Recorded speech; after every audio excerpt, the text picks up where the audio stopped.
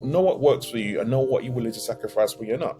I'm not saying everyone needs to get up early at 5 o'clock in the morning. A lot of people think that that's absolutely crazy and they do what they're doing late at night. That's good for you. But know what that is for you. Know that's the authentic piece. That's the self-awareness piece. What works for you, your life and your schedule. And what are you willing to give up to be able to create the life that is best for you?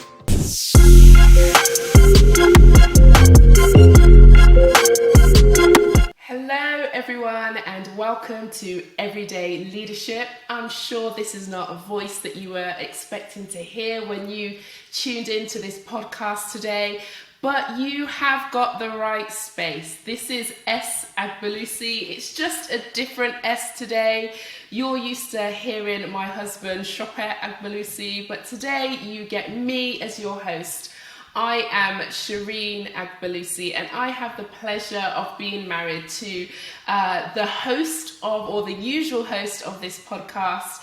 He is a husband, he is my best friend, he's a father of my children, he's an executive leadership coach, a podcaster, so much more, the founder of MindsetShift. Where can I start but to introduce you to Sope Agbelusi?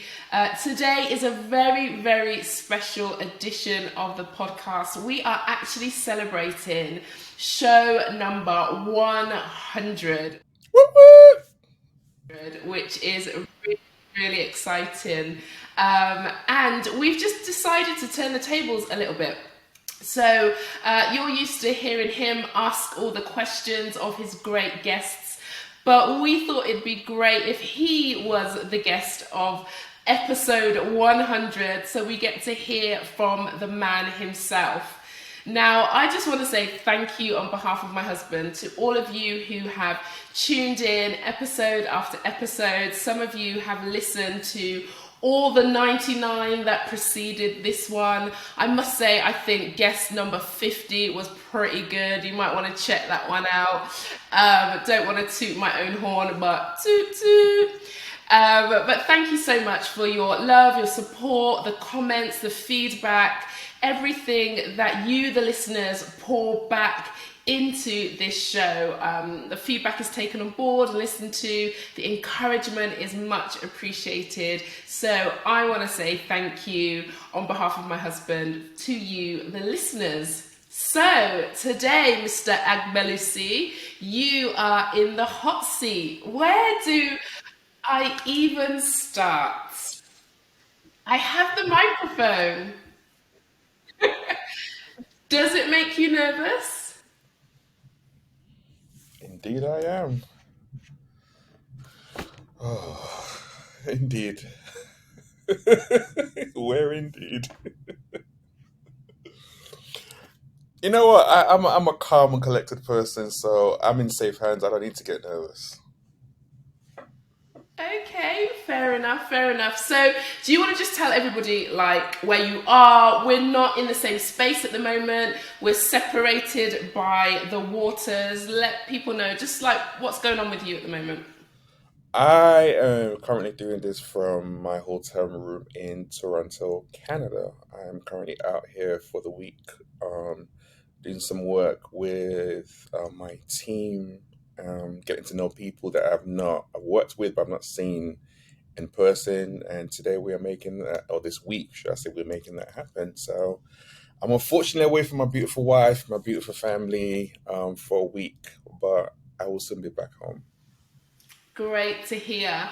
And if people are maybe tuning in for the very first time, or they've tuned in a couple of times but maybe don't really feel like they know who you are, can you like summarize who you are, what you do in a few sentences? Who are you? Ooh, who am I? I am someone who leads from the inside out rather from the outside in. And that is flows into every single thing I do. So as a husband of my lovely wife, which we've been together for 20 years, as a father of our two beautiful children, as someone who talks about his faith a lot, and that's a key pivotal foundation pillar to how I show up to someone who is an exec coach, someone who's a founder, all my clients. That's one of the key principles I'm all about is leading from the inside out, right from the outside in. And why the reason why that's important is it's very easy to let your external environment dictate who you are. It's very easy to let your other people, their thoughts, their comments, their aspersions, all of those kind of different things define who you are. But when you lead from the inside out, that means you lead from a space where you have control. You lead from a space where you are leading from your authenticity. You lead from a space where God has created all the gifts and talents inside of you, and you're birthing them through the way that you are showing up in the world. You don't let other people dictate all of that. You don't let people put the limitations on you.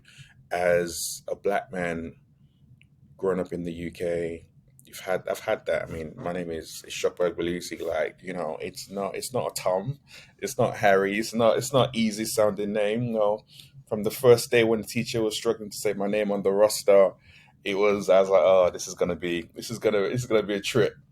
So I've always had that challenge and that battle, and I had to learn over the years to, rather than listening to what other people said around, oh, you're never going to do this, or your name's going to stop you from doing this, or you're never going to progress into this, or you got young, so you married, you had kids too married too young, all these kind of different things. It's been like, no, but what does God say about me?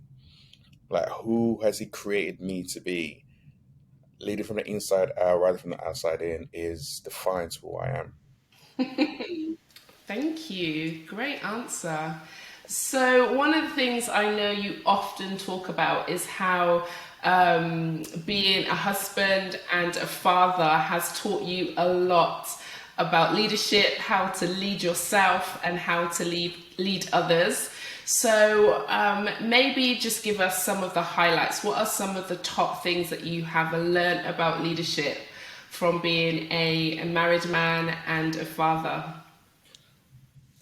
The first one that comes to mind, which I'm still learning, it's work in progress, is communication. You know,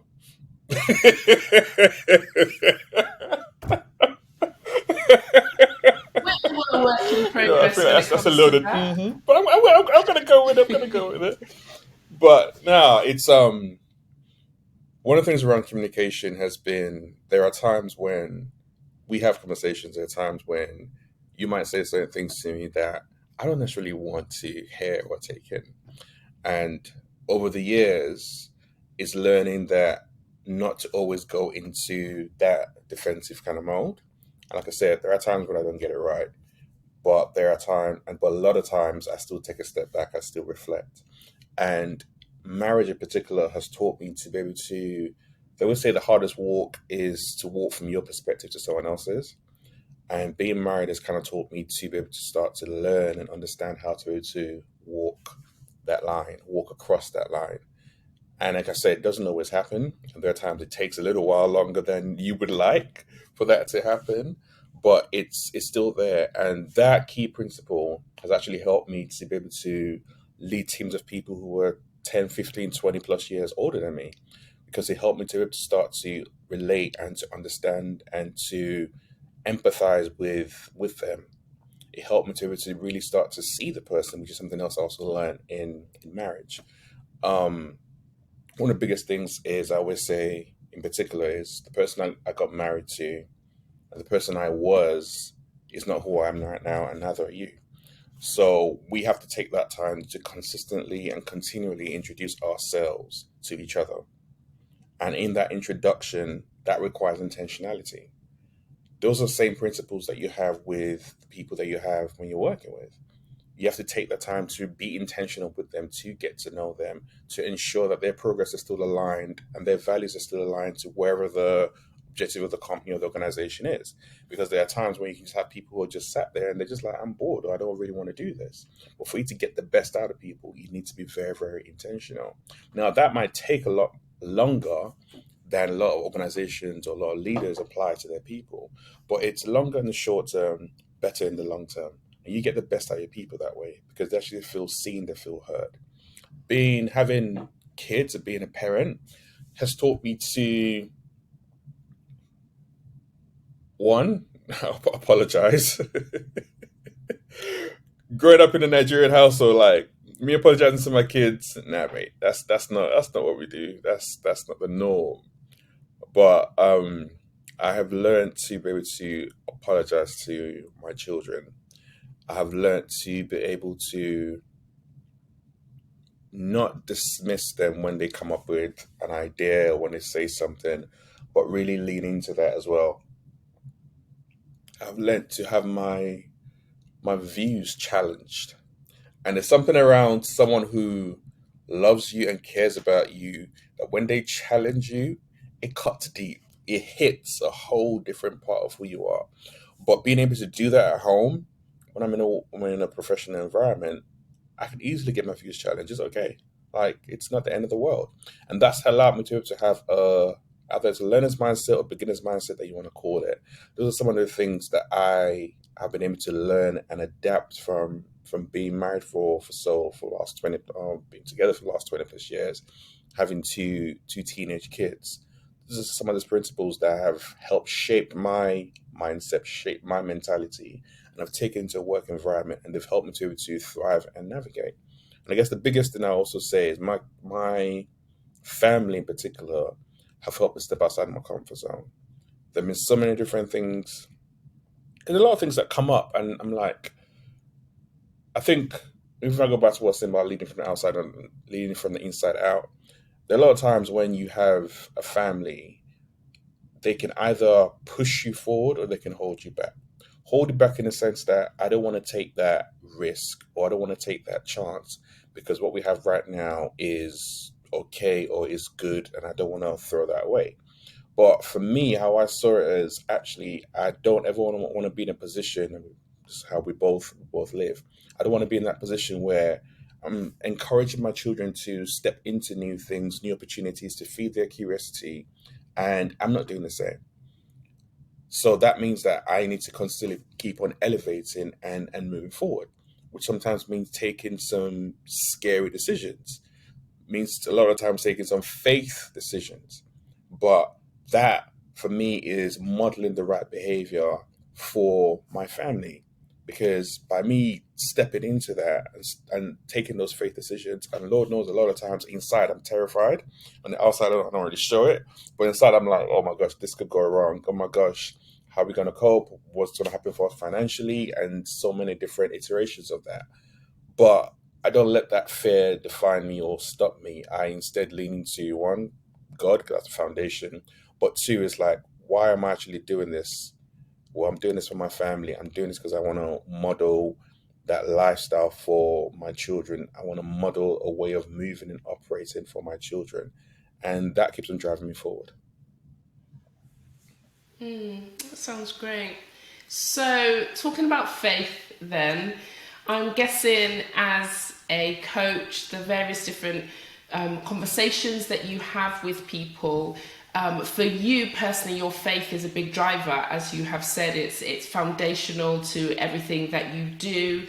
But I guess you can't necessarily talk about faith, the Bible, biblical principles with your clients openly. How do you use your faith to help you in what you do and help others in what they do?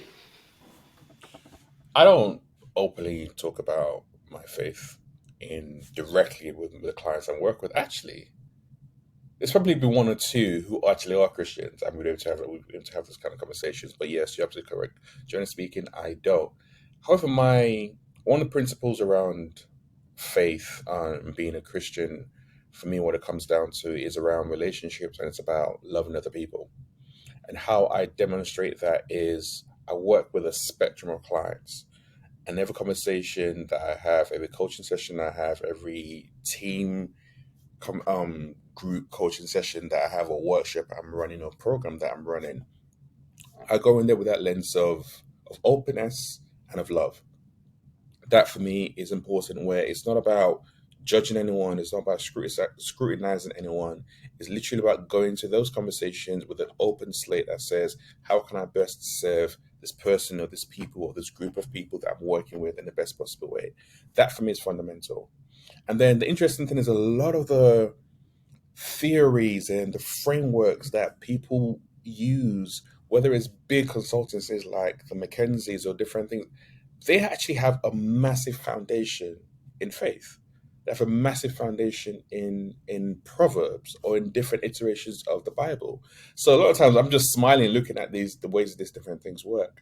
But for me, it's utilizing those principles to be able to ask questions in a particular way through a particular lens. It's taking what I know, taking my experiences, and mixing that together with other systematic ways of thinking to be able to present stuff to people. So it's not, it might, you might hear that and it doesn't sound like anything to do with faith or sound in a spiritual way whatsoever. But the person who actually gives me the way to be able to think the way I do is God.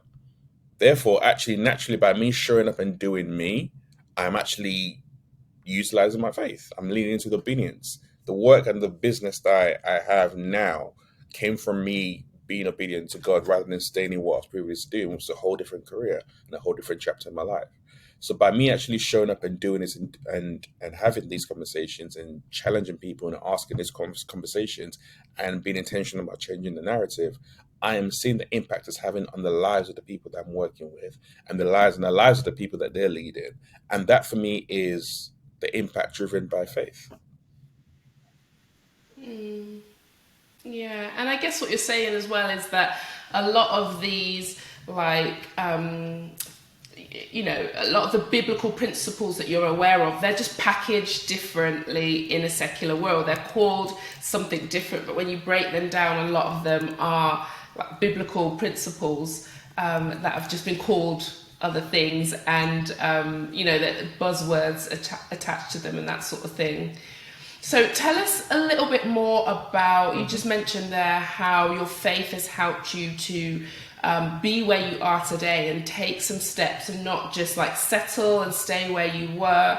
For those people who don't know that journey, what that's looked like for you into what you're doing now, I know it's been over a number of years, but can you kind of like summarize what that journey has been from what you were doing to where you are now, and how faith has played a big part in that? I think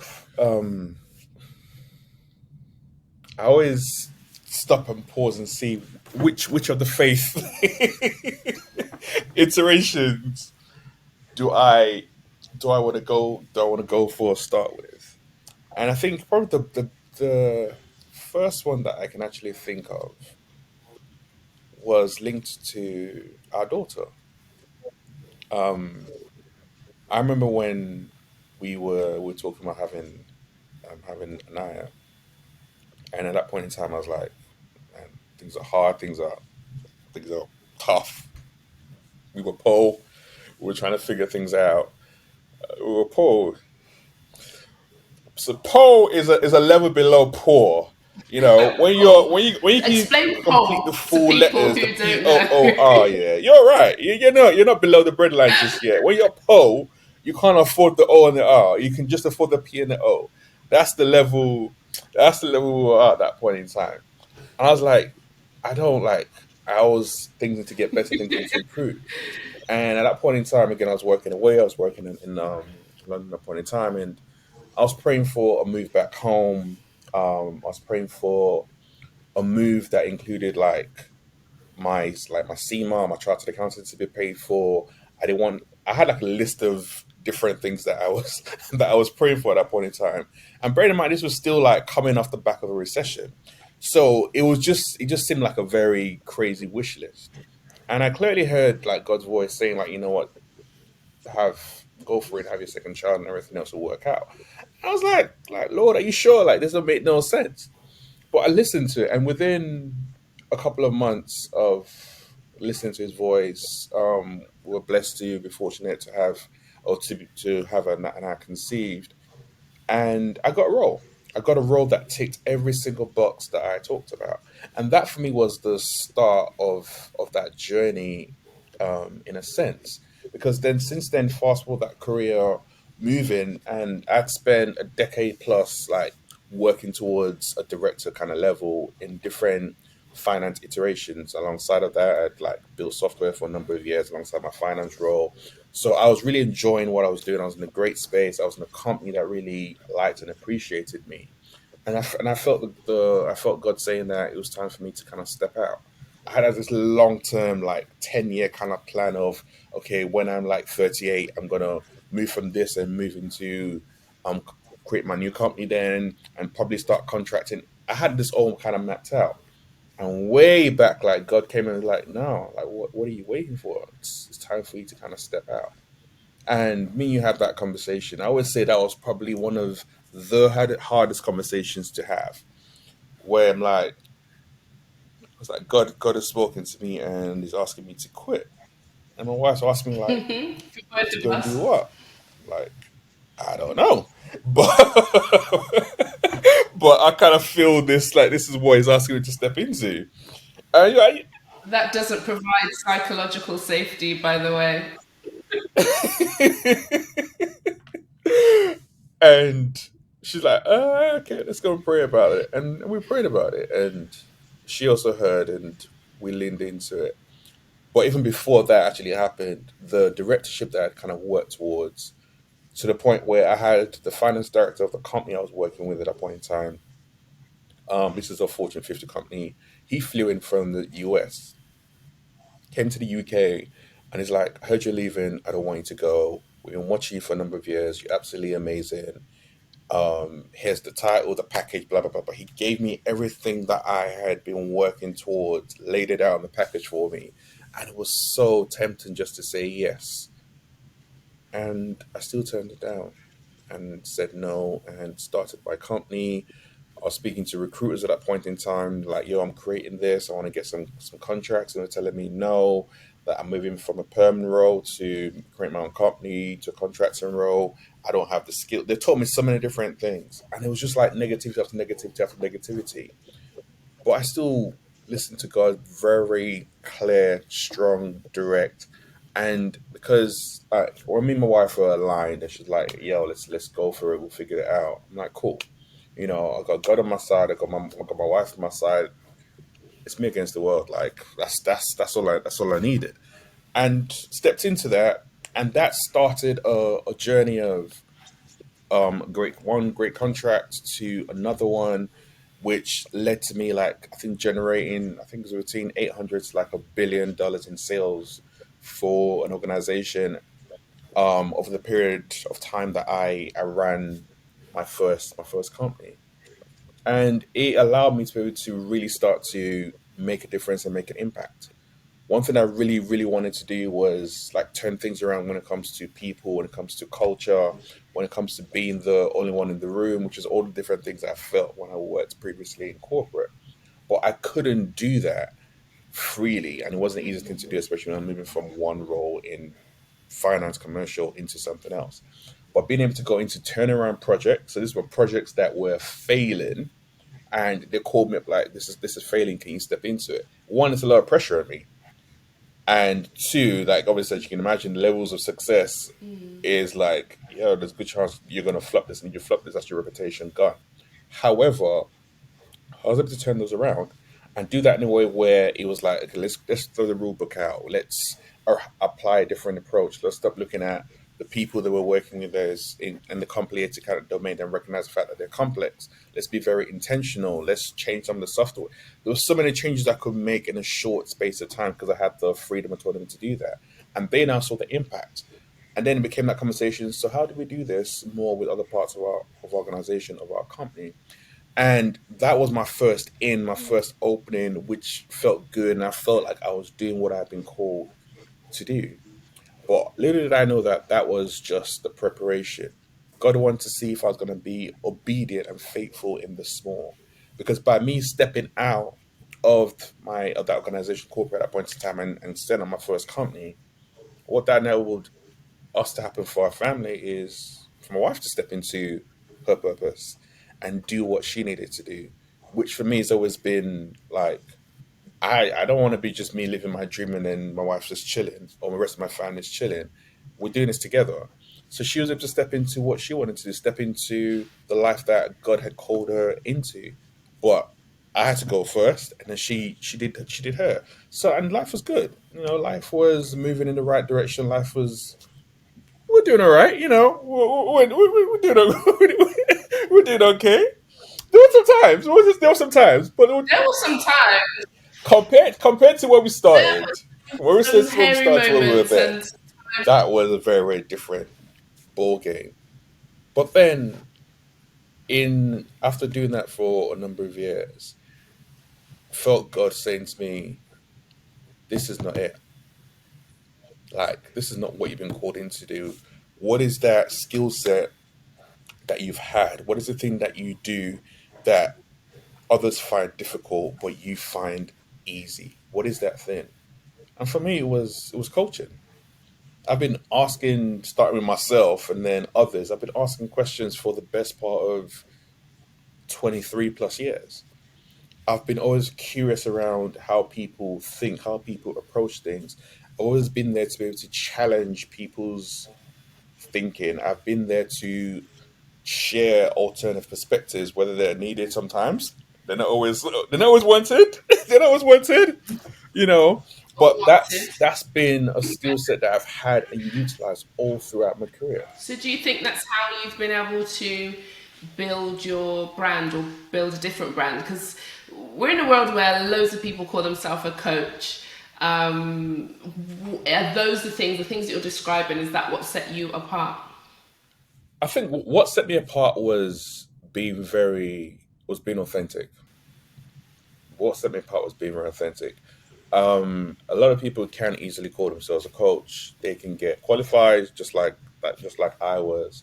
But I think the difference is one. Not only did I have the corporate background, so I have the corporate background. I have the startup founder background as well. So the two things that definitely helped me out.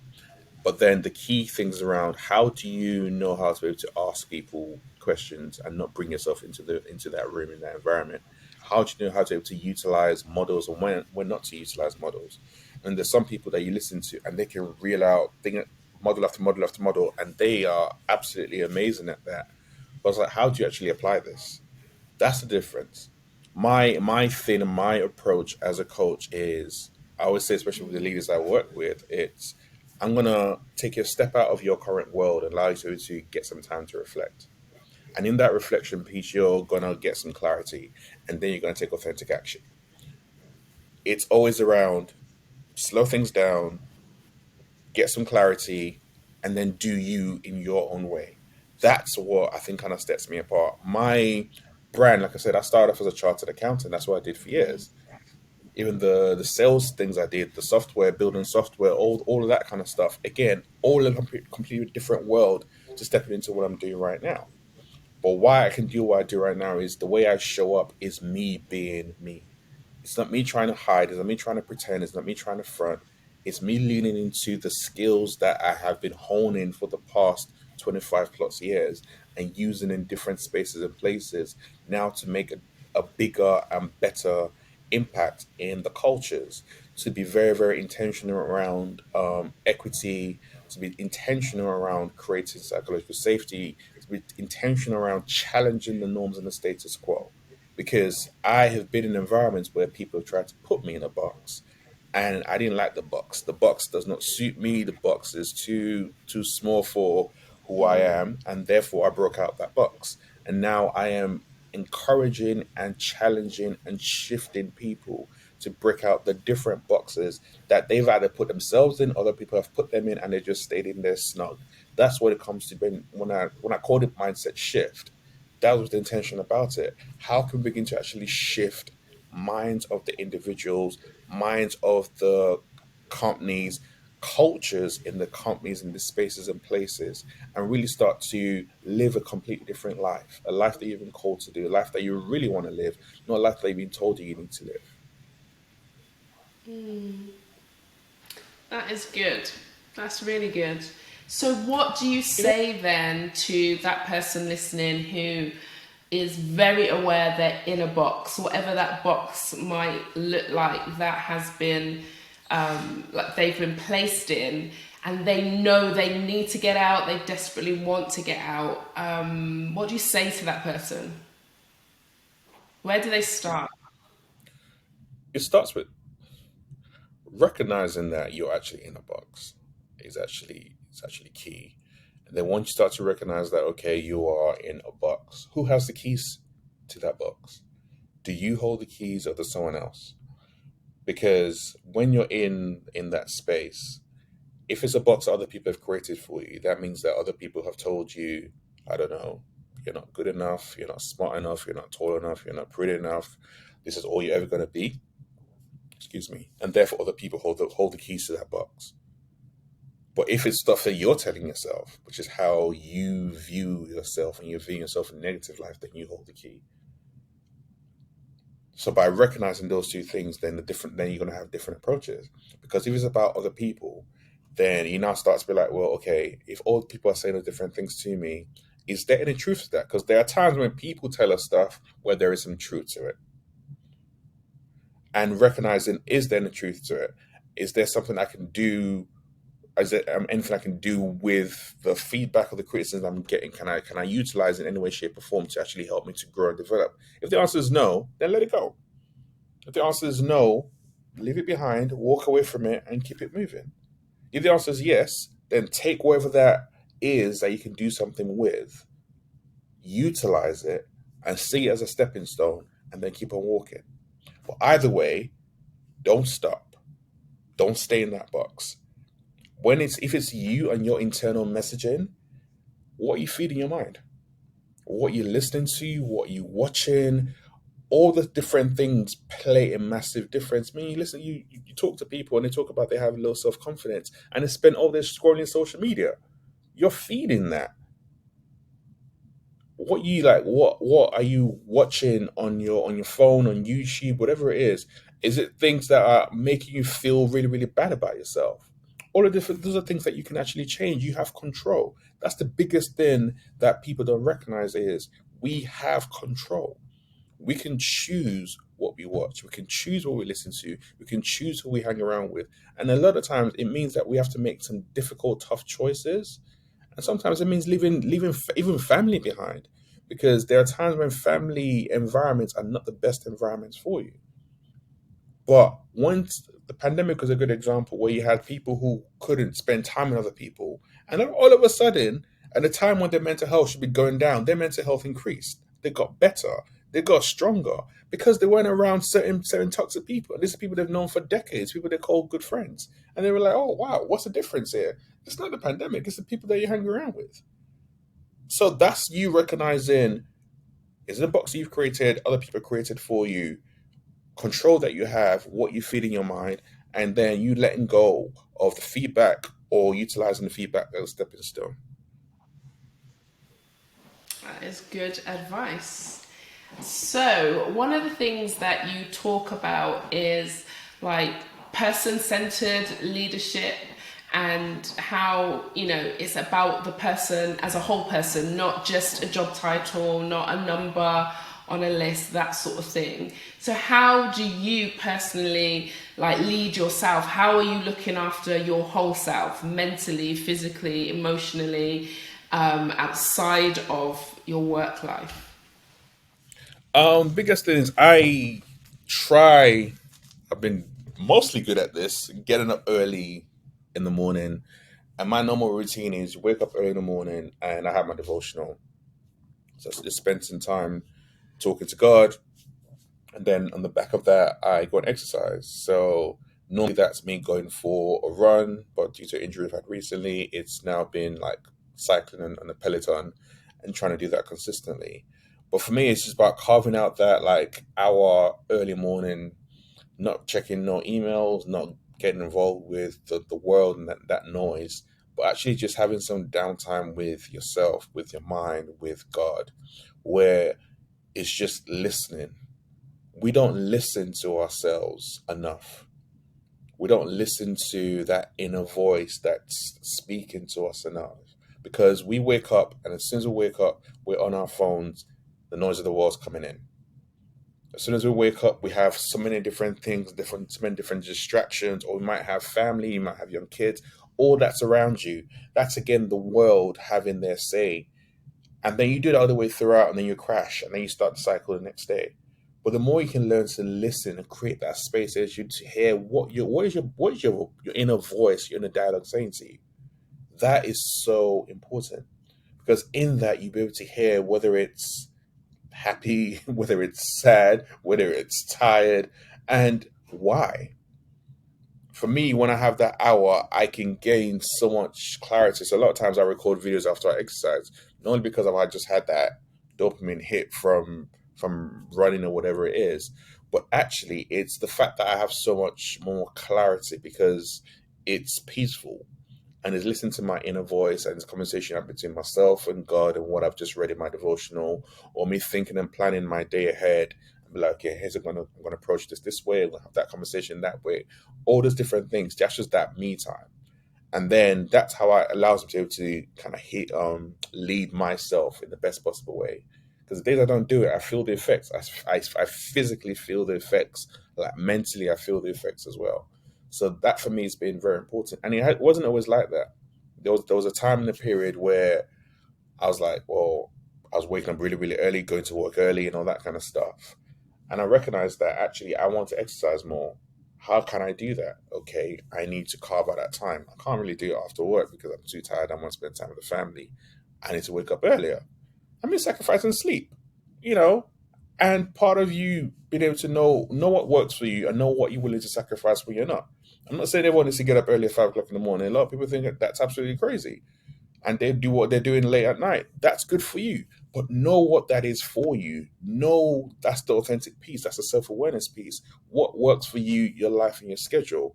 And what are you willing to give up to create the life that is best for you? And sometimes it does come with sacrifices, doesn't it?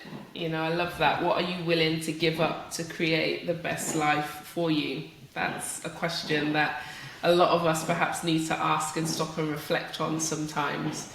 And I know one of the things that you do is like what you call your AGM. So your annual meeting where you go away with a group of guys that you've been friends with for a number of years and you spend some extended time together. Talk to us about what that does for you and why you think it's important to do generally and particularly for men.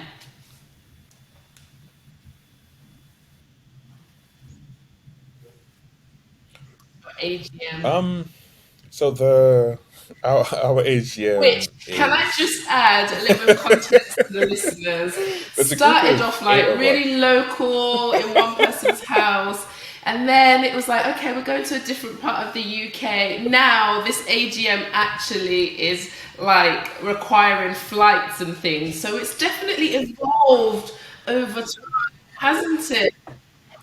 Come on, And you guys have some come very on, come patient, on. gracious wives and Listen, partners that release you to do it because we see the benefit uh, of it. So tell us what the benefit of I think for the past this stuff is. 13 years, there's a group of us that all went to university together, and we every single year we meet up. And bearing in mind, we are all in different parts of the world. So some of us are in Ghana, the UK, the US, and but we all been very, very intentional over the years that we need to spend time together. We still obviously we talk, we WhatsApp, we chat, all that kind of stuff all the way throughout the year. But it's always good just to get together, and the get together is where we talk, and it's a group and a space where there are no there are no secrets, there is no ego, there is no comparison, and you challenge each other continuously. When I say there are some very differing viewpoints in that group, like it is wild, it is Love to be crazy, a but fly yet on the we can wall. respectfully disagree with each other. We can push and elevate each other to be better individuals, to be better husbands, to be better parents. Now, every single one in that group is married. Every single one in that group has as kids, and we are all a group of black men who just growing together. And I mean, if we were still meeting in houses 13 years later, what's the growth? You know, we have to be elevated. We have to be elevated. So us taking the AGM on the road is a sign of the growth that has happened. No, no, no, no, no, no. You took the AGM on the There you road a few go. years ago. The AGM has now taken to the There you go. I see. skies. We went from being Not on static in a the house road to going on anymore. the road, and now we're flying. Before you know it, we'll be following like Jeff Bezos and going to the moon. You know what I mean? That's the elevation that we're doing. But it is important. It's important to have a space. I It's know some important of to have them a guys. space They ain't going to the where you can moon. just That's be. not. A lot of times there's a constant comparison that can happen in other spaces. There's a constant arguing and someone's going to get upset. That can happen. But when you find a group of people where you can just be you, and it's not done in a negative way, it's not trying to bring you down, but it's always about preparing you. It's always about talking about your marriage. Like, yo, this ain't right. All right, cool. What's going on there? Just let it all out. All those thoughts, feelings, frustrations, and you're not going to be judged. It's so freeing, and it's something that I highly, highly, highly recommend. So that's why we do it. That's why we're very, very intentional with it, and we keep that bond and that love with each other as well. I mean, I have a group of guys that I can freely tell you like, yo, like I love you, my brother, man, and there's nothing about it. I don't need to add no ends or fillers or whatever because it's a bit awkward. Like, no, those are my brothers and I love them. Yeah, and I think you're all better for it. And I guess it's a shame that it doesn't happen more. But I guess if people like you are doing it and talking to other people about doing it and encouraging others, then we might see more of that stuff because it is really, really important. All right, let's see what else I have to ask you. Okay, so one of the things that you often talk about is stepping outside of your comfort zone and the need to step out of your comfort zone in order to achieve certain things and in order to elevate. So, how are you stepping out of your comfort zone currently? This conversation has been stepping outside my comfort zone. Because normally I spend most of my days asking questions, running workshops, all of that kind of stuff. So having this reverse is definitely me doing that. In the work I do, I'm consistently stepping outside my comfort zone. Being asked a lot of times is, okay, this is what's going on. This is what's going on with this organization. This is what's going on with this team. Can you lean into it? And the answer is like, yeah, I can. I can definitely help. I can definitely support. But you are constantly going to environments where you don't necessarily know the people that you're working with. You're constantly being called into environments where you're being asked to create these programs and turn things around. You don't. People are complex individuals. They don't necessarily always respond to you. So I, day in day out, it's like, oh, how's this gonna go? Can I really, really do this? But I go back into that. Actually, this is, even though in theory this is new, but it's not.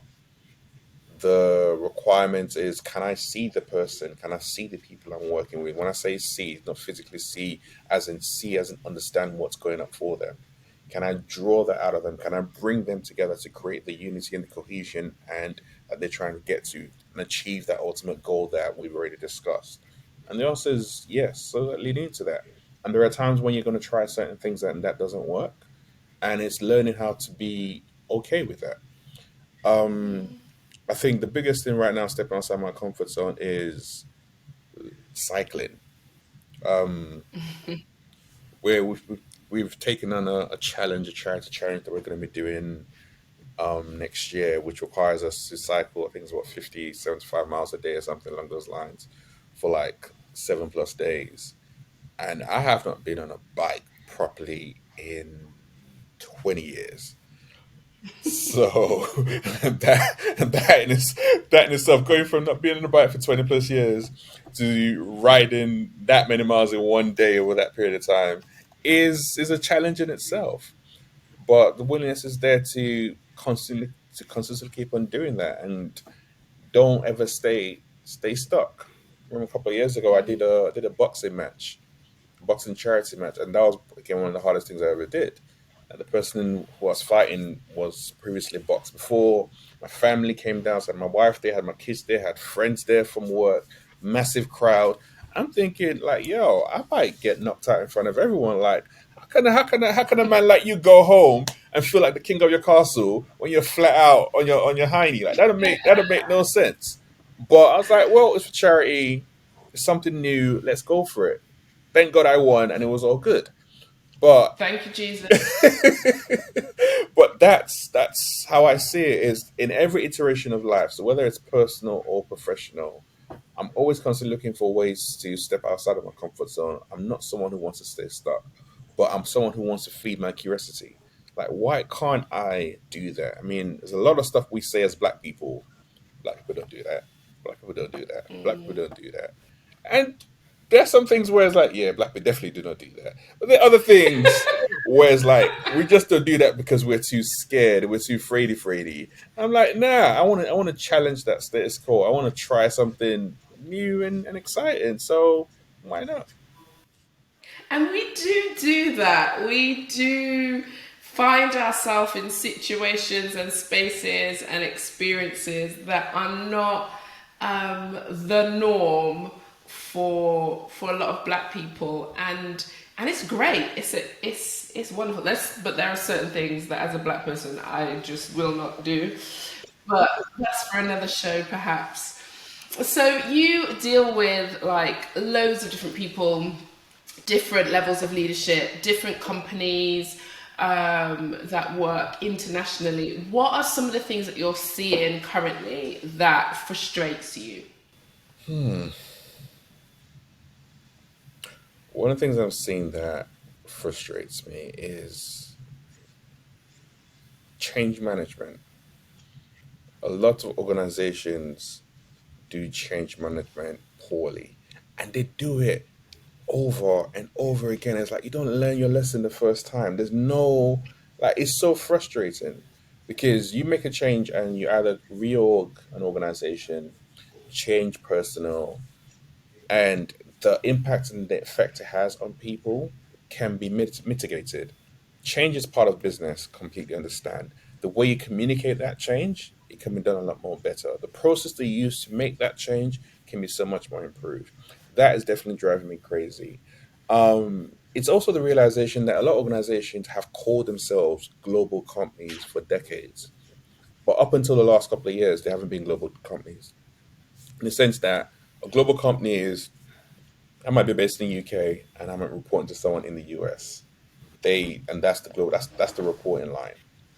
But now you're in a world, especially post pandemic, where I'm based in the UK, my team is based in Canada, and we're working on completely different time zones. But we are working together on the same thing. How does that work? How do we have team meetings together? Like, and companies are approaching this with a very one dimensional mindset rather than changing things and really adapting their policies. It's like, oh yeah, we're a global company, we've done it in time. Oh, all we need to do right now is just have remote working, and we have like conference. And I'm like, no, conference has always been there.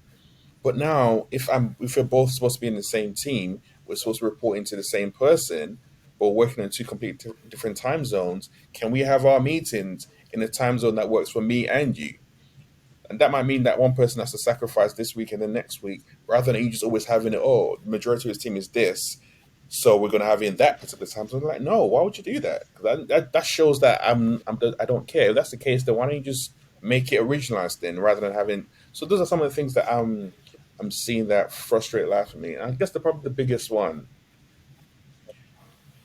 There's Oh, more. there's loads.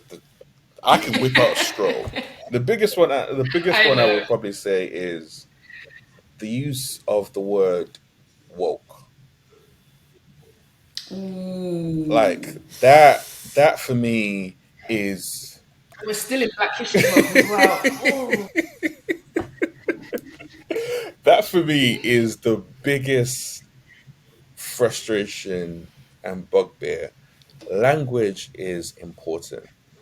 Woke was Mm, a word used and is supposed to be used to address injustice. It's supposed to be used to address um, racism. It's supposed to be used to be like, yo, stay woke, stay alert, because this is what's mm, going on in this particular area that you're about to step into, this particular environment. This is what being woke was. This is where it came from. Now it's turned mhm, into this. I don't know how to describe what it means now.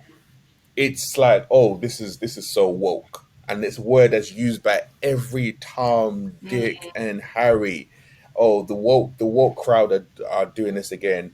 Therefore, it's not right, and it's just like it's taking away the meaning mm, of what the word stands for, and it frustrates me. How can a word that's supposed to be around, used for black people, used for racial discrimination, used for oppression and injustice, now be completely used in the mainstream by the likes of Fox News and the Sun newspaper and all this kind of stuff to mean something mm, completely different? Organizations are using it, I heard leaders use it.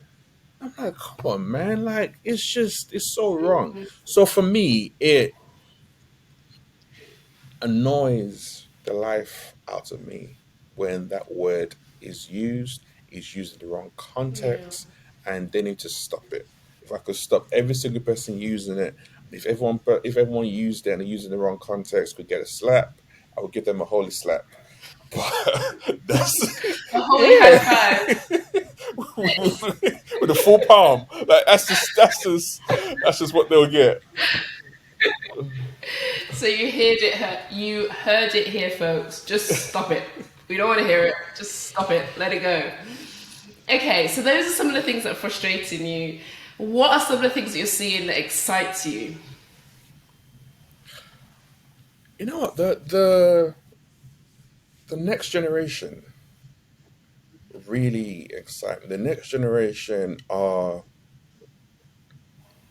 approaching life in a way where they are being a lot more intentional around their values.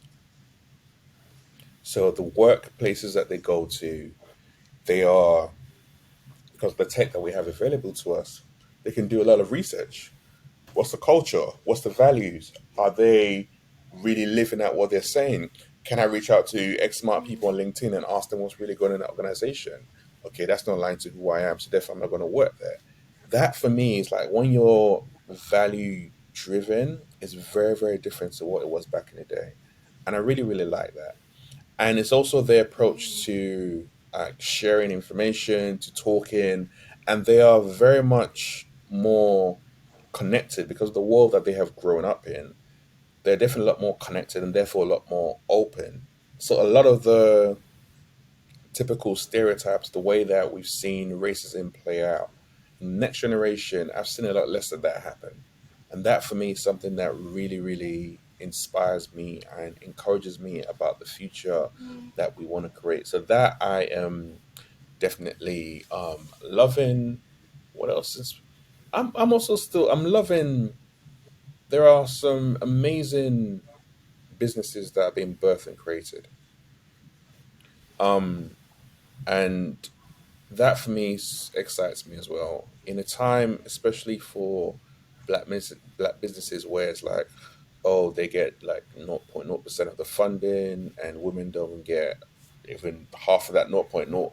There's so much doom and gloom, and there's not a lot of capital being invested in black businesses. But I'm still seeing the rise of those businesses come to life. I'm seeing people like my boy Andy encouraging people to get involved in angel investing and democratizing finance and opening people's eyes to be like, no, let's break some of those chains from back in the day. Let's actually start to think about future, to think about wealth and generational wealth. Let's think about ways of diversing our portfolios. I'm loving that. I'm seeing people like my boy Maz with Translate Culture, like growing 7 and 8 figure brands in the culture based on the culture equity. A lot of times the equity is taken out of the is used and subjugated by all these different corporates. I'd be like, no, I'm going to invest in our people and make them the seven, eight. I'm Yeah. loving seeing that come to life. I'm just loving like one of my friends, Abdul. He's like storytelling through his brand originated, which again I love to see. I'm like, why are we always pouring money into all these different designer brands and they don't do nothing for us? Let's pour that money back into our culture, people who are doing something who mean something to us, so we can recognize that. That for me, I love seeing. And there's so many other businesses like this, so many great authors like my boy Alex Holmes. He's a great author. He focuses on men and mental health. Like again, I love seeing that. I love hearing about that. Those are topics that were very, very taboo. And you got people challenging that. For me, these are things that inspire me. These are things that I love to see. I love to encourage. I love to push. I love to promote. And most of all, I'm just loving the space I'm in. I'm loving the space I'm in with you. I'm loving the space I'm in with my children. And I'm loving what the future looks like. The future is scary. There's so many different things that I still want to birth and bring to life. There's so many different ways that I still want to make a difference. There's so much more that I know I have to give and offer. And a lot of times when I think about that, it is very, very daunting and it is very, very scary. But I'm ready for the ride. I'm ready to step into it. Let's do this. I love that. I love that there's so many people that you just like shouted out and celebrated even in that answer. Maybe that's something you can, those names you can make available to your listeners, because I know those companies and stuff are really great people that we need to be getting behind and getting the word out about them. And I love what you're doing. You are really good at what you do, and people are just starting to see that and get a glimpse of that. I know there's so much more to come from you, Mr. Agbelusi, everyday leadership host, founder of MindsetShift. But the things that you do in your personal life is what feed into your professional life and not the other way around. So you come alongside people that you love and care about. You ask those challenging and difficult questions. You celebrate people. You call out the things that you see in them. You challenge them to be better, and all of those things in your personal life, and then that feeds into what you do in your paid work. You're just blessed to get paid for it as well. So I celebrate you. I cheer you on. I say keep going. Keep doing what you're doing, leading and inspiring, and not just navigating spaces, but changing them. Because I feel like we're past that point now where we're just going to navigate certain spaces. We're all about coming and changing the space completely. And I feel like you're really leading on that. So well done. Congratulations on show 100. Woo-hoo! Let's go. And we look forward to hearing more from you and more from your amazing guests. You really have had some great people on the show, and I really encourage you, if you're listening to this podcast for the very first time or you've just got hold of it, go back, listen to the other podcasts, the great guests that have been on over time. It's really valuable time. Invest in you by listening. Do you have any final words for us before we sign off? Let's do this. No, well done. And the tables were turned today because you weren't given the questions ahead of time either. You had to think on your feet and give really authentic answers. So I appreciate you stepping out of your comfort zone and doing this today. I think it was a really special show. So well done. I just want to say thank you. One thing that I'm very, very conscious of is a lot of times when people come on the podcast, we have some very deep conversation. We've talked. People have cried. People have shared. We've gone from talking about like death, um, of loved ones and close ones to living and birth and being alive in so many different ways and shapes and forms, to talking about racism, inclusion, leadership. all different aspects of lives. And the conversations that we have is not one that I take for granted. So I am always appreciative when people get a random message, voice note, email, whatever it is from someone they don't know. I'm like, do you want to come on and have a conversation? And I'm not necessarily going to give you all the questions. I'm just going to surprise you with them, and we're going to go with the flow. It's not the easiest thing to do, but it's definitely been worthwhile. I have definitely learned a lot, and I know others have as well, and they've been blessed by it. So thank you very much, and here is to at least 100 more episodes, and we'll see where we go from there. Thank you very much, my amazing, wonderful guest. This is Everyday Leadership. We'll see you next week.